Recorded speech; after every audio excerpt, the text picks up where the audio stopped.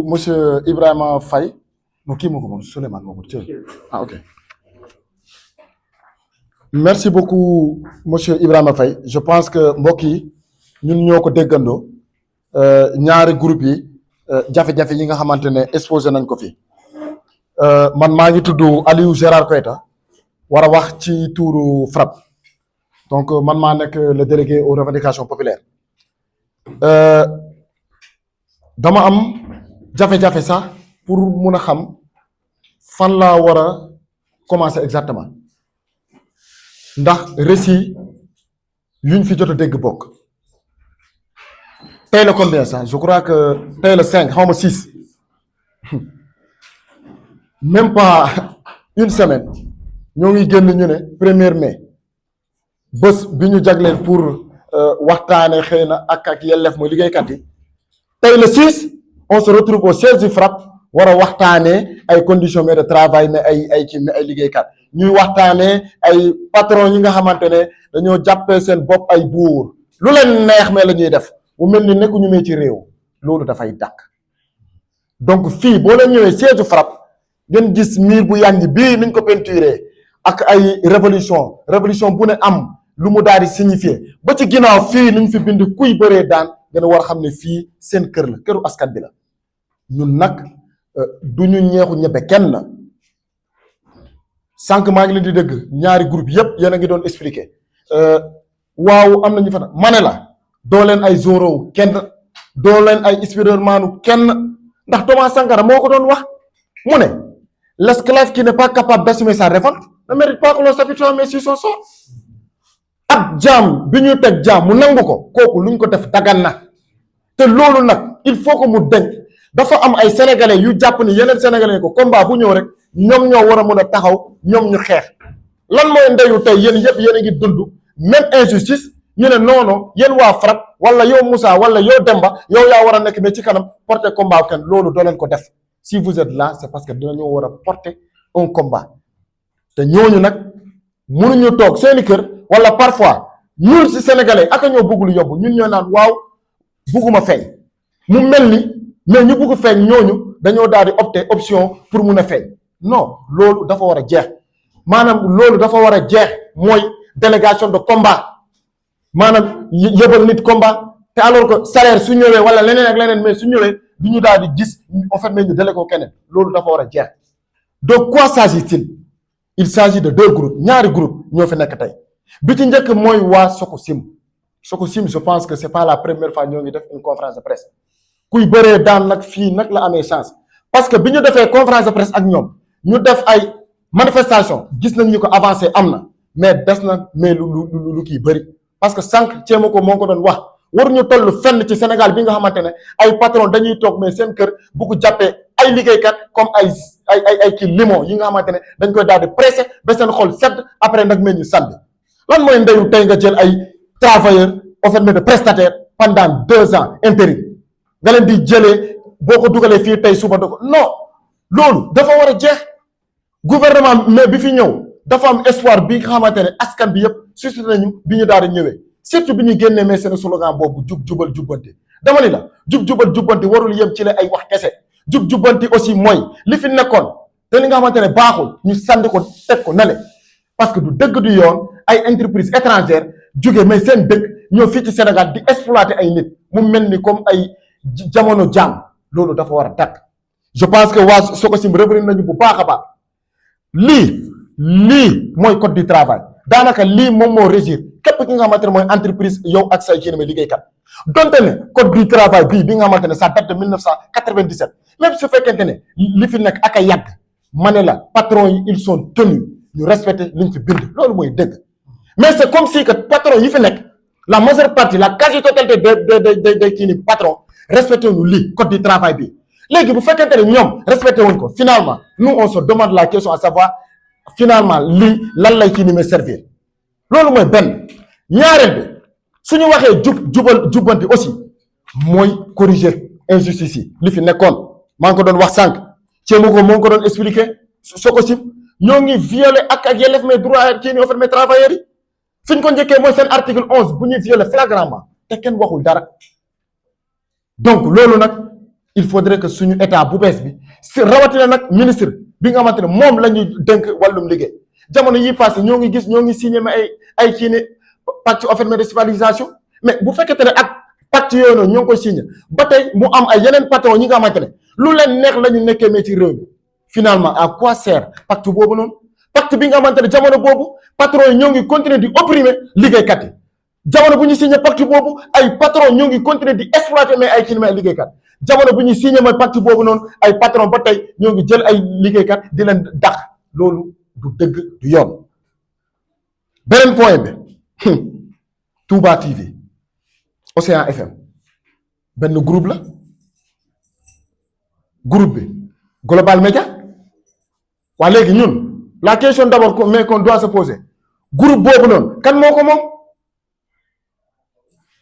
groupe boobu kan moo ko moom ki ko moom bu dee xamoo leen dinaa leen ko wax kan la monsieur Macky Faye moom mais groupe bi lii mooy Sénégal lii mooy Sénégal est-ce que Sénégal bii la ñu bëgg a dégg wala est-ce que Sénégal bii la ñu soxla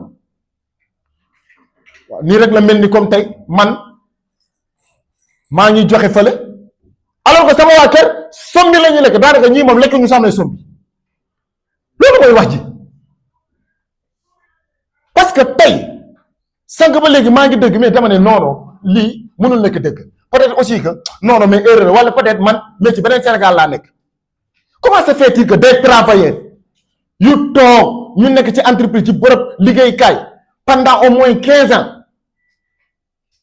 amuñu dara du bulletin de salaire du contrat du dara maanaam yéen doo leen ay travailleurs bokk mais ci gàttal da ngeen ko rus a wax mais man dinaa ko wax man ne salaire yi ngeen di fay ak liggéey mais bi ngeen nekk di def foofu noonu ma ne du yoon ma ne des pères des mères tabaski bii war a ñëw ñu lay fay ay 100 000 te leer na ma ne am na peut-être am na ñi nga xamante ne sax jotuñu loolu et après chaque jour ñoo ngi dégg waaw diw moo ñu def lii mais finalement mais da ngay toog nga ne mais finalement en fait mais c'est quoi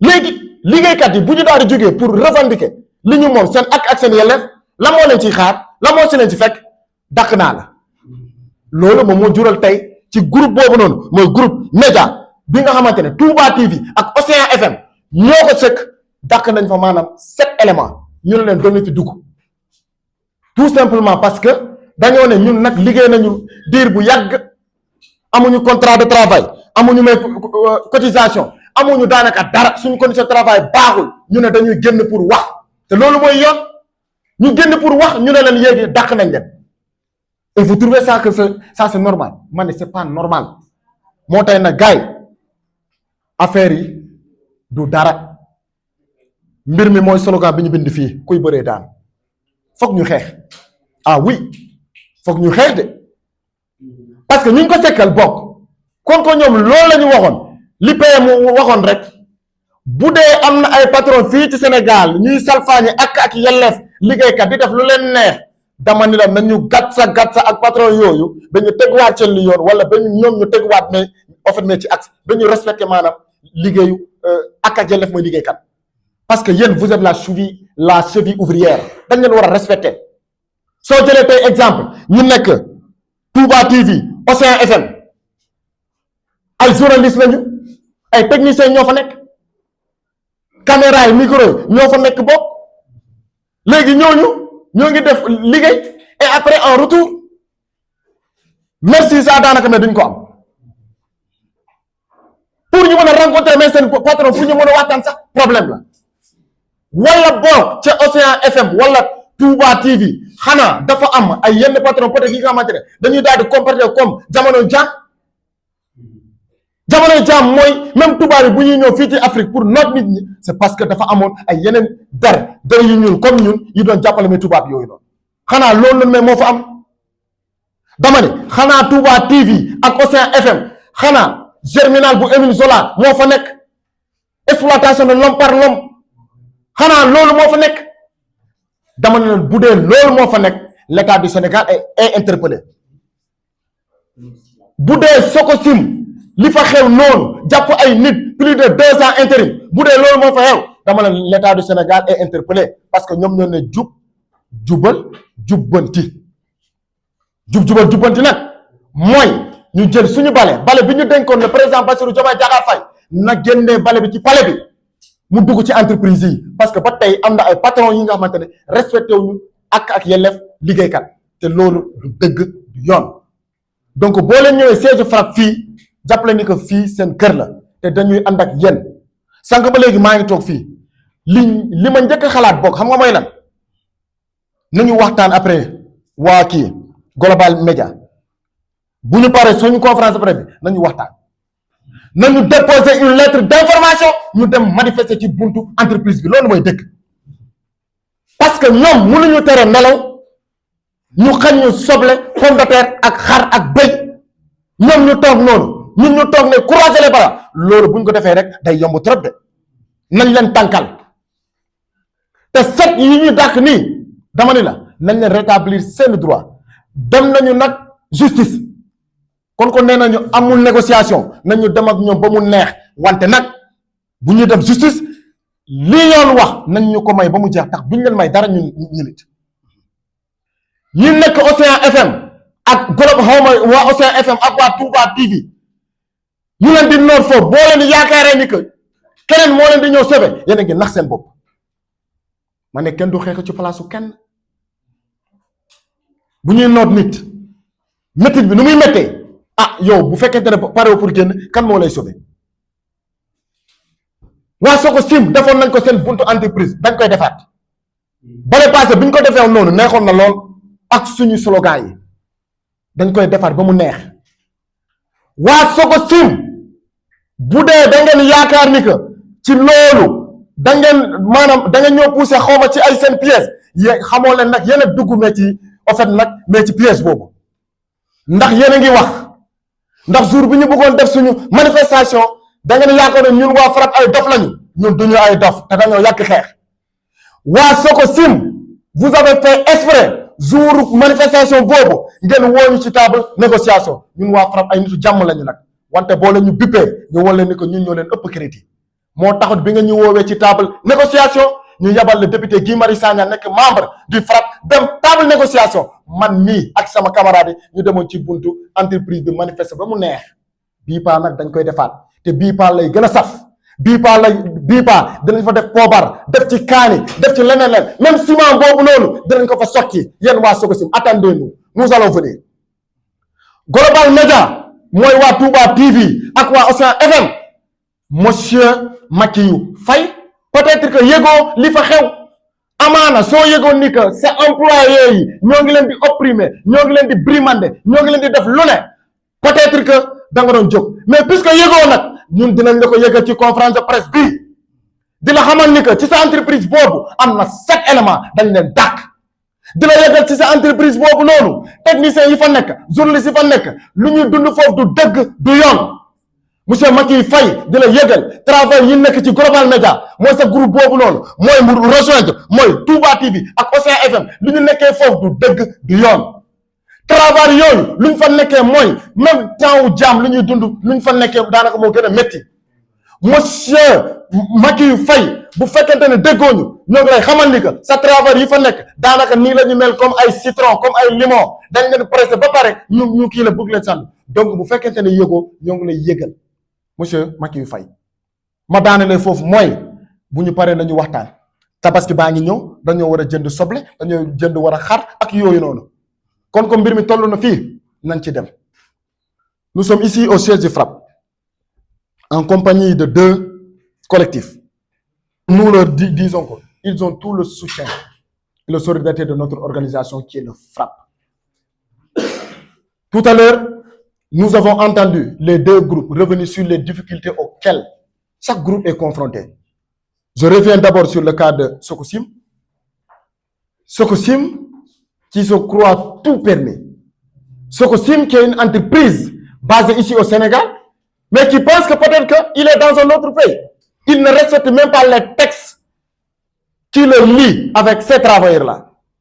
À Sococim, c'est parce qu'il y avait eu une rude bataille qui a valu qu'aujourd'hui, peut-être ils ont accepté, même si on n'a pas encore reçu notre récépissé de syndicat. Ce n'est pas la première fois que ces travailleurs sont venus ici. Et comme on le dit souvent, il faut continuer la lutte. Parce que seule la lutte libère. À Sococim, les patrons qui sont à Sococim, ils sont en train de violer le code du travail. Ce code-là qui est censé régir, c'est-à-dire, en fait, mais ce code qui est censé régir les droits des travailleurs, on se voit qu'à Sococim, ce qui se passe là-bas, c'est que les patrons qui sont là-bas ne respectent même pas ce fameux code-là. Même si c'est un code qui date de 1997, mais ils ne respectent pas. Parce que nous avons des prestataires qui ont fait pendant 2 ans d'intérim, toujours rien n'avance. Et ils ne veulent même pas entendre le mot syndicat. Et pourtant, dans notre fameux code du travail, en chapitre 8, on nous parle de liberté syndicale. Et là-bas, personne n'ose parler. C'est parce qu'il y a eu une bataille que ces travailleurs-là ont qui mené. C'est pourquoi Sococim peut-être a repris. Nous avons très bien entendu ce que vous avez dit. Sococim. Il y a de cela quelques mois, nous avions organisé une conférence de presse. Les camarades du FRAPP sont des camarades exceptionnels, qui ne prônent pas la violence, qui sont des hommes de paix et des femmes de paix. Nous avions voulu organiser une manifestation le même jour. Vous nous avez appelé à une concertation. Nous pensions que cette concertation était sincère. Mais on se rend compte que finalement, ce n'était pas sincère. Si vous pensez que c'est le FRAPP qui est tombé dans votre jeu, figurez-vous, c'est vous-même, Sococim, qui est en train de sombrer dans votre propre jeu. Parce que vous nous avez appelés.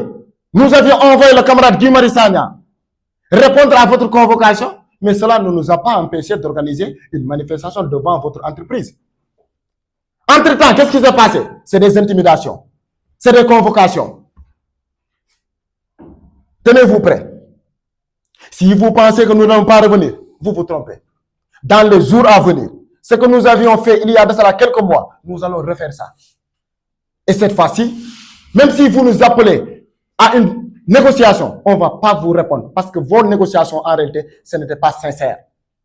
Et nous lançons un appel à ces autorités-là. De leur dire, en commençant d'abord par le président Bassirou Diomaye Diakhar Faye, à qui nous avions confié notre balai. Nous lui disons qu'il faut faire sortir ce balai-là et l'amener dans les entreprises. Parce que jusqu'à présent, il y a des patrons qui se comportent comme du temps colonial. Des patrons qui oppriment des travailleurs. Des patrons qui font tout et qui ne respectent absolument rien du tout. Global Media. Qui est le propriétaire de Global Media? Monsieur Makiyo Faye. Certainement, le nom nous dit quelque chose. À Global Media, qu'est-ce qui se passe?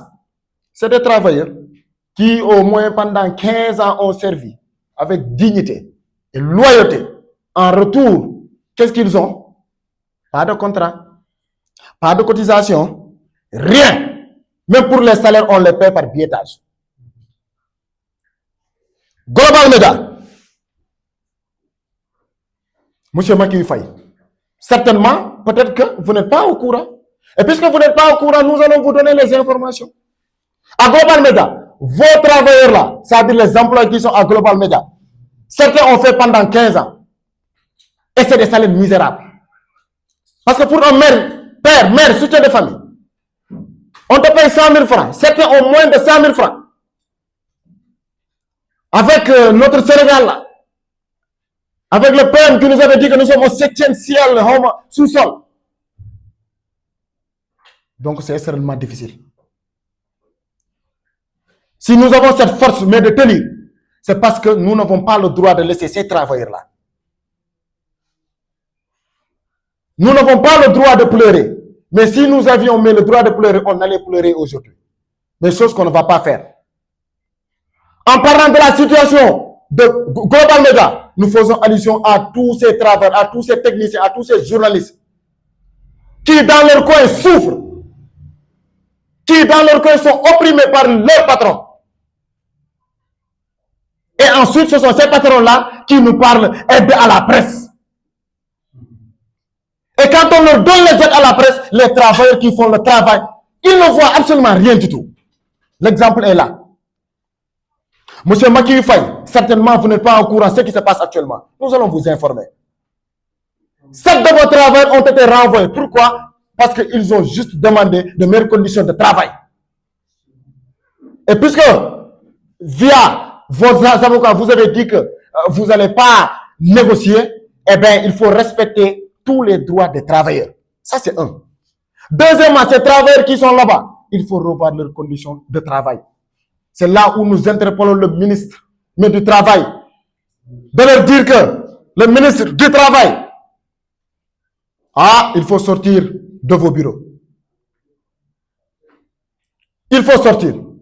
Depuis un certain temps, il y a un mot qui revient. Révolution, révolution, révolution, révolution. La révolution aussi, c'est le terrain. La révolution aussi, c'est pas rester dans nos bureaux avec nos climatiseurs pendant où des travailleurs sont opprimés, sont exploités et personne ne dit rien. Ce que Sim l'a dit tout à l'heure, c'est comme si certains de nos ministres ont peur d'aller là-bas. Donc nous leur disons de faire tout pour faire, mais de descendre et de rétablir. Parce qu'ils nous ont dit Djoub Djoubal Djoubanti. Ce Djoub Djoubal Djoubanti là ne doit pas uniquement être des paroles, c'est des actes qu'on doit poser. Même si c'est un code qui date de 1997, mais c'est anormal toujours que des patrons ne respectent pas ce code-là. Si des patrons ne respectent pas ce code-là, finalement, on se pose la question à savoir à quoi sert ce code-là. Chers travailleurs, chers camarades, Thomas Sankara l'avait dit. L'esclave qui n'est pas capable d'assumer sa révolte ne mérite pas que l'on s'appuie sur son sort. À ces gens-là qui nous disent à chaque fois, nous sommes opprimés, mais on ne veut pas lutter. Nous ne sommes pas les Zoro ni les Spider-Man de qui que ce soit. Vous êtes là, nous serons à vos côtés. C'est pourquoi je vous invite à la sortie de cette conférence de presse-là, en ce qui concerne les travaux de Touba TV, Océan FM, de faire un seul bloc et d'organiser une manifestation devant le groupe Global Média. Parce que on ne peut pas nous empêcher de dormir tranquillement. On ne peut pas nous empêcher, c'est-à-dire de vivre avec le peu. Et ensuite, nous interdire aussi de parler. C'est pourquoi nous allons parler. Nous allons parler. Nous allons manifester. Si M. Macky Faye n'est pas au courant de ce qui se passe, nous allons organiser une manifestation devant groupe média dans les jours à venir. Avec nos casseroles, avec nos sifflets, pour peut-être informer, pour leur dire que nous sommes là. Et ce combat-là va continuer. Voici les quelques mots que nous avions à lancer. Peut-être nous allons donner la parole au doyen et camarade, doyen Omar Ba, qui va faire une synthèse. Je vous remercie.